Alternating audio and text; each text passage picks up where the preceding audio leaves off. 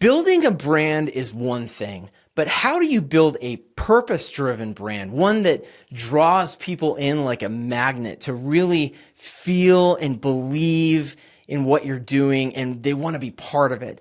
Well, I have the perfect guest today to tell you exactly how to build a purpose-driven brand. Her name is Dani Kimble. Let's get started.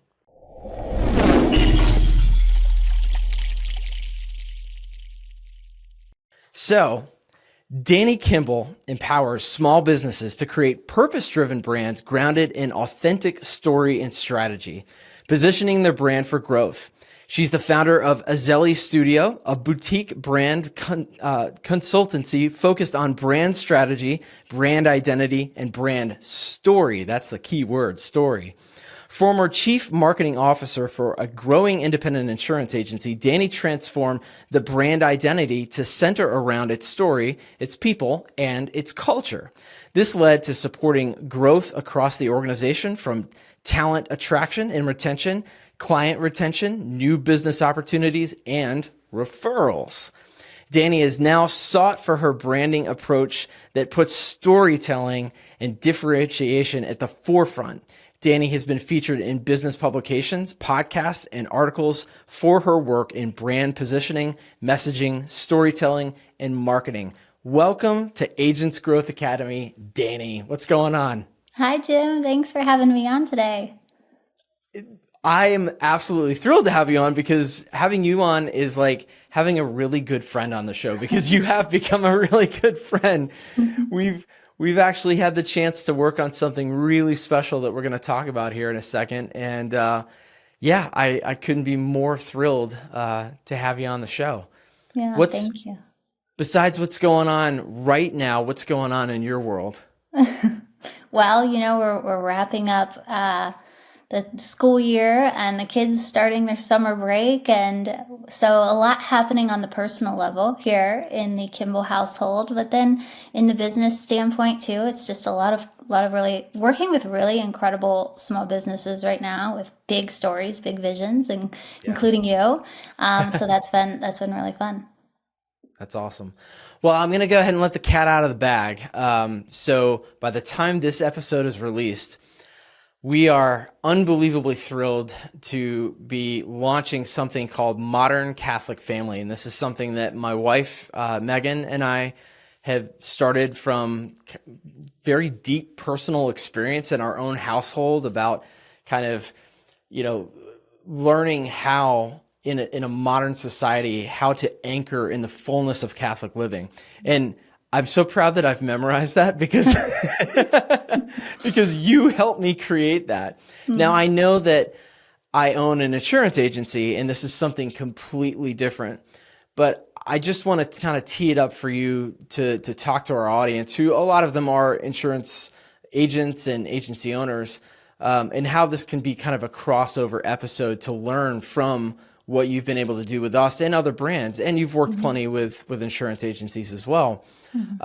But I just want to know from you kind of what was like the pivotal moment, or did you have an epiphany at some point in your life or in your career where you were like, you know what, I'd love the opportunity to work on a really purpose-driven business, whether it's something like Modern Catholic Family or a really purpose-driven insurance agency. Tell me about that. Sure. Yeah. No, thanks. Thanks for the question.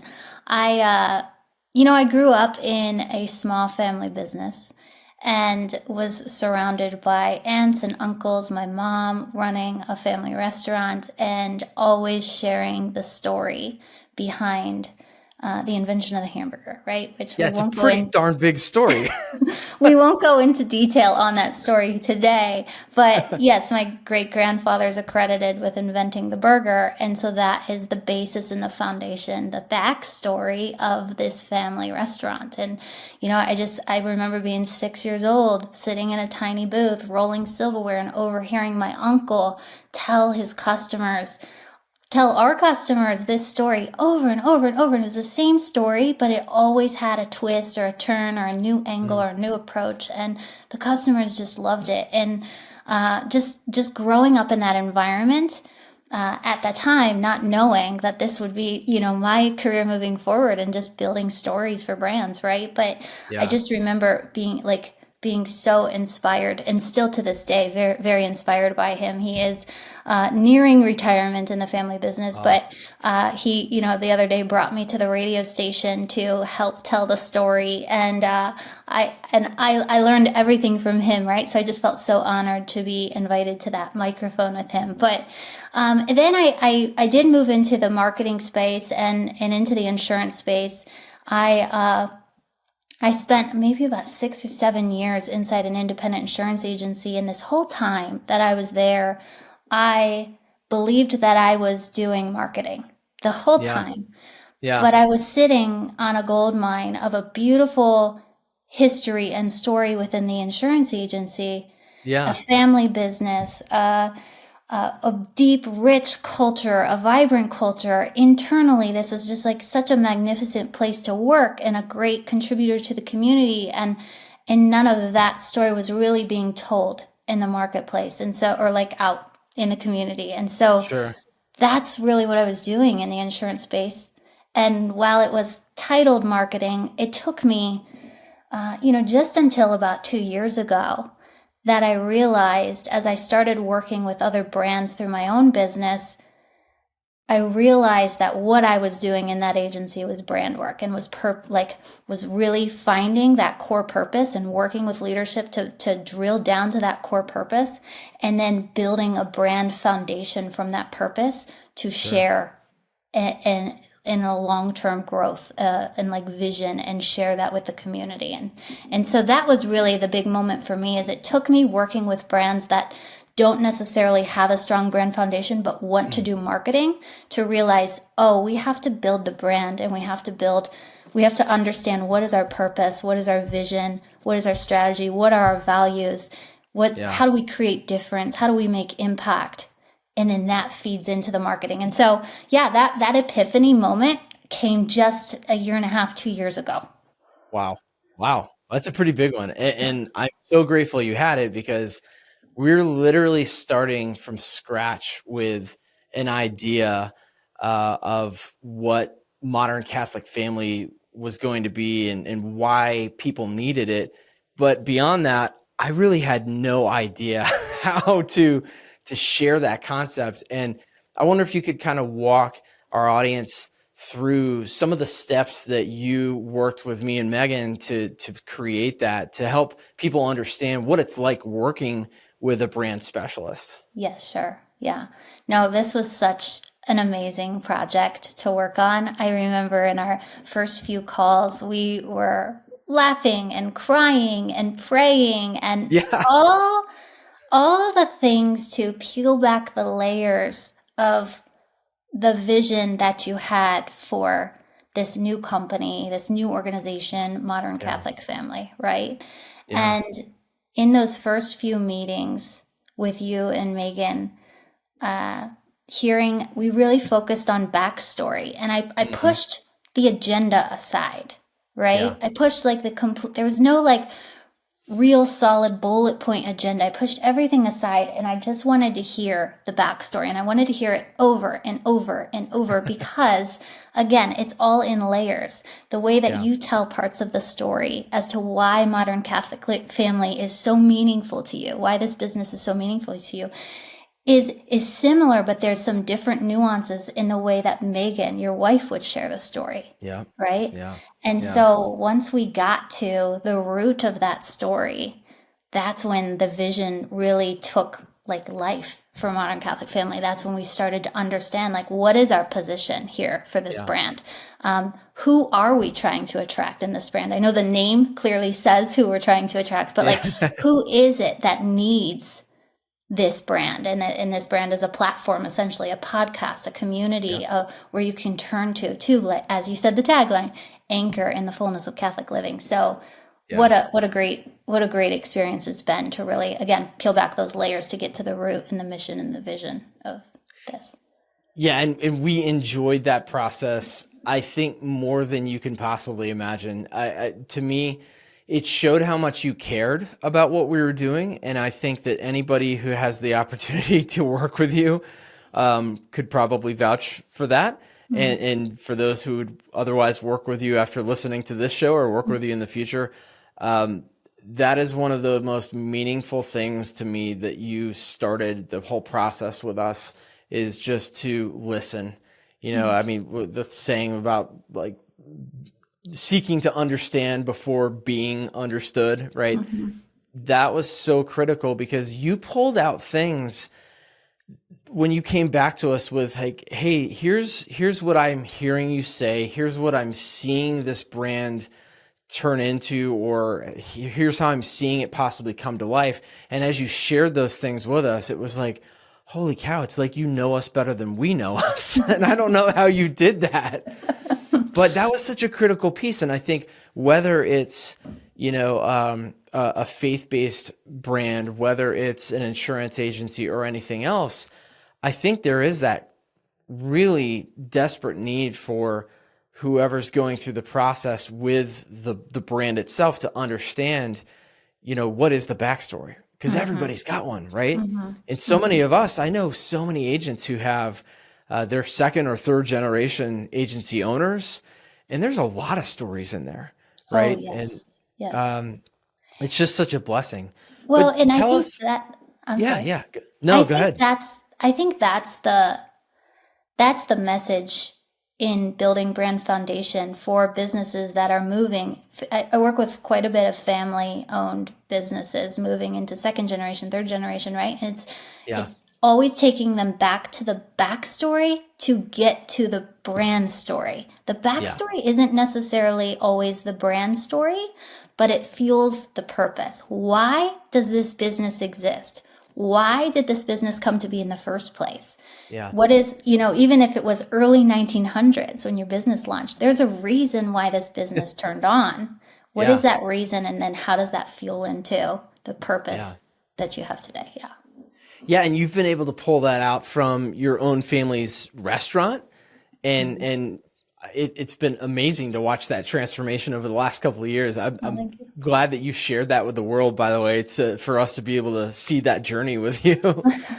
But and I don't remember. I know you're a huge Donald Miller fan with Story Brand, Mhm. and I don't remember if it was him that said it or Kendra Hall or some other great story brand person, but it's the purpose to me. It seems like the biggest reason why a story would be important in brand development is because a story essentially demonstrates the transformation that the person who's looking at you as the brand wants to have for themselves. Mm.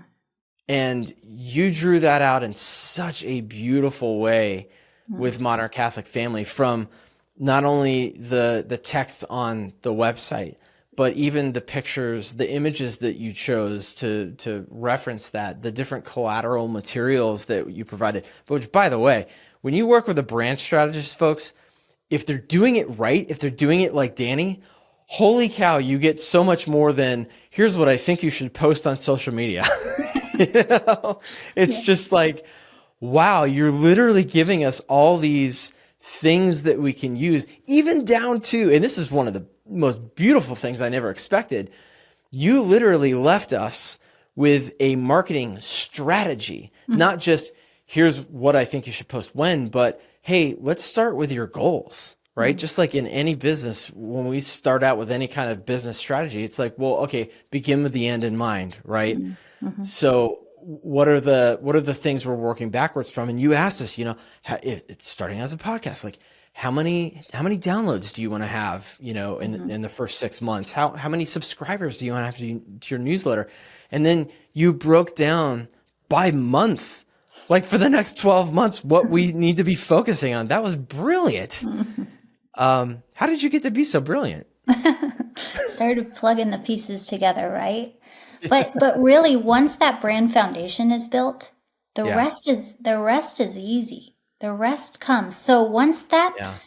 a lot of people, I think, confuse brand story with Mm. this fluffy customer story that we share only to customers. But the Yeah. brand story is really like the cultural DNA or the cultural thread of the Yeah. internal narrative happening within the organization. And Yeah. and being able to articulate that through the values, through the purpose, through the vision, through the strategy. And once the positioning, the messaging, the tone of voice, the point of views that you have. And once we have that all laid out, and I know it's a long deck, but once Yeah. that's all laid out, that sets up the creative brief for the identity. For what does this visually look like? So that our visuals, our logos, our fonts, our colors, our social media templates, our flyers, our business cards, all of the things, our Yeah. website can visually communicate the strategy to the end user. That's the goal in brand strategy for me. And so once I get to that marketing plan piece, I have everything in place to know Yeah. that this is going to work. Yeah. Well, I can't wait. I mean, it's funny because as of this recording, the website's live, but we haven't intentionally directed people to it. We're in the process of recording podcasts, but we haven't released any. So like, I'm so antsy to get this launched, but I'm also so glad that we took the time that we needed. And that's another thing I'll say, and maybe you can touch on is, you know, I know in such a fast-paced, busy world, especially as a business owner, we want things done yesterday, right? Mm-hmm. So when we realize the need for, let's call it a brand overhaul, a brand redevelopment, or maybe even if you're a scratch agency or whatever you're creating, a brand development from the beginning, and it's tempting to want to go super fast. Let's just get this done. Let's throw a logo together. Let's get some stuff up on the website. Oh, why do we need to go through all this? What can you say in regards to the time that it takes? Because we've now been working together for maybe a month and a half, maybe a 6 little weeks, longer. yeah. 6 weeks, About yeah. 6 weeks, yeah. And to me, knowing, and by the way, you did such a good job telling us from the very beginning, like, here's what this is going to look like. You set our expectations really well. Good. But speak to us about like the time that it takes and why it takes that time. Mm-hmm. Yeah, I spent most of the time in the brand strategy phase, and that's not pretty looking sometimes. When I present that to you with no logos and no colors and no fonts, and it's not a website, it's not a flashy template with like looking really polished and professional yet, like that's not like looking like a brand yet. But Yeah. you saw how quickly the identity came together and how quickly the website came together because we put in all that deep work. Yeah. So Yeah. yeah, we spent about 3 weeks in brand strategy, lots of interviews and conversations with you and your wife, lots of me on behind the scenes, really like going deeper and deeper and deeper into the work. I prayed a lot over this work. I mean, that's the faith base and that's reality. I pray for all of my clients, but I Yeah. prayed a lot about this project. It felt very meaningful. It felt very purposeful to me. Yeah. And so I wanted to make sure it was right. And so once we got through that brand strategy phase, about 3 weeks, identity came real quick within a week and a half. And then we moved into website and we were able to build the website very quickly. And the copy came very quickly. And so, yeah, we're about 6 weeks in and wrapping things up within the next few days, which is awesome. Yeah. Yeah.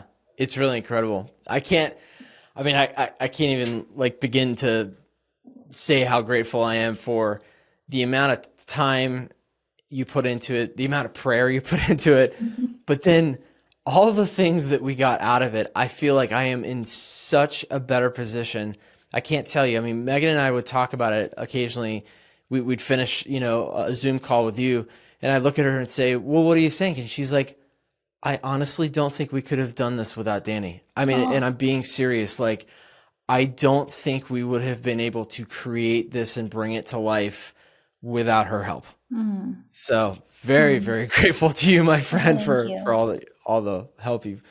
I one of the questions I want to get before we get into like the rapid fire round here was, what do you feel like is one of the biggest obstacles or struggles that anyone has, but especially on this podcast, our audience is independent insurance agents. What are some of the biggest struggles they have when it comes to building a purpose-driven brand? I'd say the biggest struggle I see especially in the insurance industry is the pressure for short-term wins.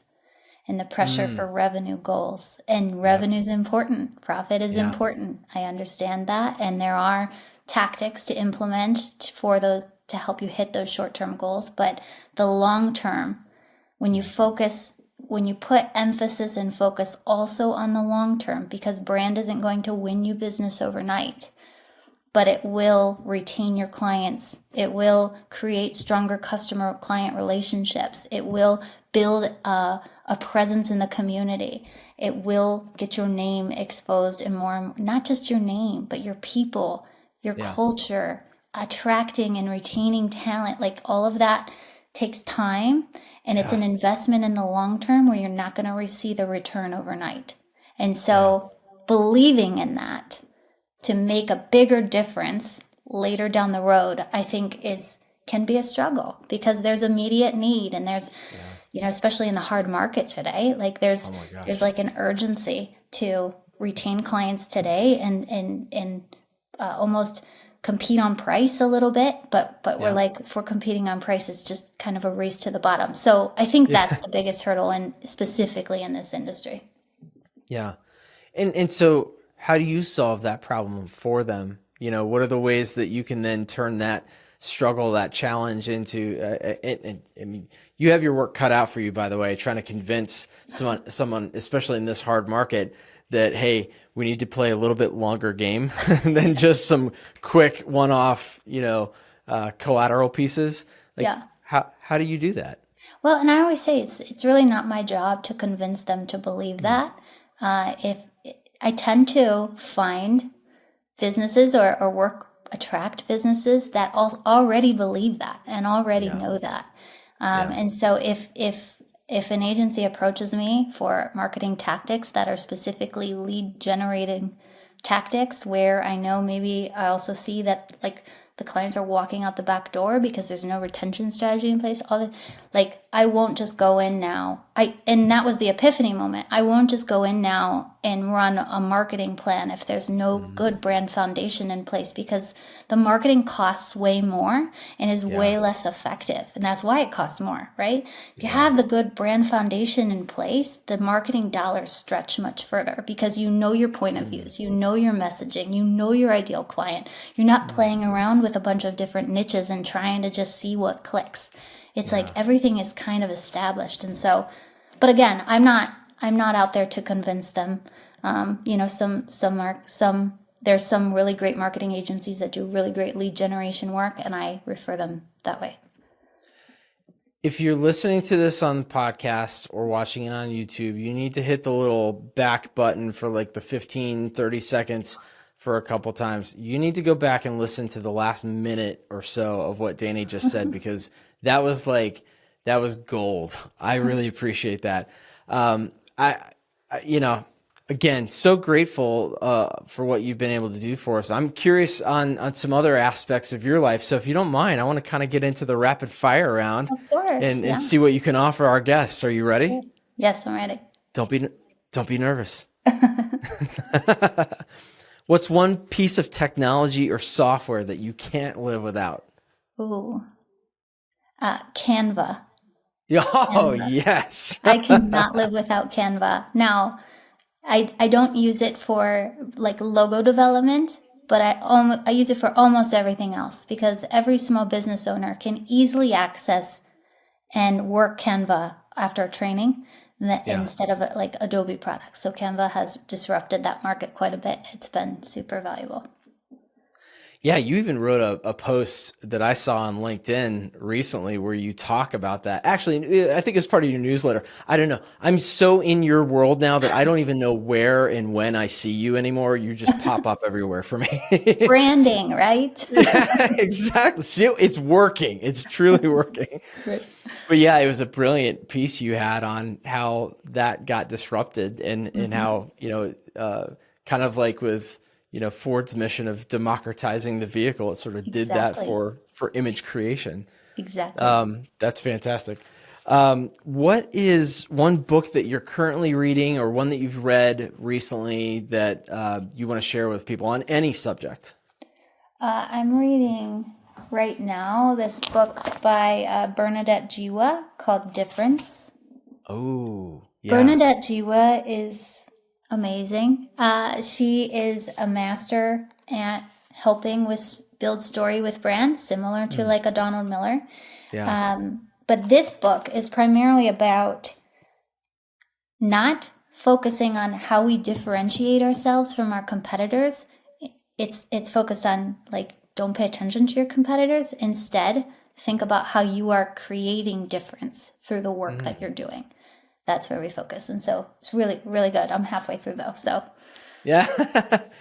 Well, but you must have already picked some things up from it, because yes. I feel like what you just said as far as creating that difference, you truly helped us do that. Because with Modern Catholic Family, I actually, and correct me if I'm wrong, but the research you did and the research we did on the very surface level was that, from the Catholic faith perspective media world, there's some great platforms out there, but none of them specifically focus on to the level that we're going to, in the way that we're going to, on helping the modern Catholic family. And Mm-hmm. that was different. I hadn't really thought about that, but you're literally helping us create a different positioning, Yes. um, than anybody else could have. Yes. And we were looking at some very prominent, amazing Catholic organizations, right? Who Yeah. all have their space in the market. Who I And, deeply and respect. I deeply respect too. And then finding where you wedge in, right? Where's your Yeah. spot Yeah. to specifically serve families? Yeah. And I think we nailed it in the positioning there. Yeah. I can't wait. Oh my gosh, I can't wait. We're probably like a month or so out from actually launching, because we'll be on a long family trip coming up here soon. Huh. What's one piece of advice that you would give to your younger self? Oh, I'm blanking. I'd say find joy. Yeah. Live more joyfully, find Mm. joy. Something related to joy has been a big theme in my life where, I look back at past years and sometimes I overthink or I overcomplicate or I overworry or I'm overly anxious or something. And there's so much joy in the work that I do, in the life that I live with my family and my children, like so Yeah. many joyous moments. And so I think if I were looking back at my younger self a few years ago even, right? Or like early in my career, it's like look for those joyous moments and really like live in them. That makes so much sense that you would say that, because of, again, I know I keep referencing like your own work, but honestly, you do such great work in sharing Hmm. things on social media. But the post you made a couple of days ago, and folks, if you're not on LinkedIn, this is where I'm finding Dani pop up for me a lot. Go look for a post that she made where she has her youngest daughter, I think, holding a flower in a field. Mm-hmm. That post is just essentially what you just said just now. I feel Sure. like is that, Sure. because it was only you tell the story. It was only a couple of years ago, right? When you Yeah. sort of branched out totally on your own. Yes. And actually so that's my fourth child, Zelly. Her name is Yeah. Zelly. And Yeah. when I was pregnant, I stepped away from corporate to launch my own thing so that I could Mhm. be more present and more engaged with the day to day of my children's needs, right?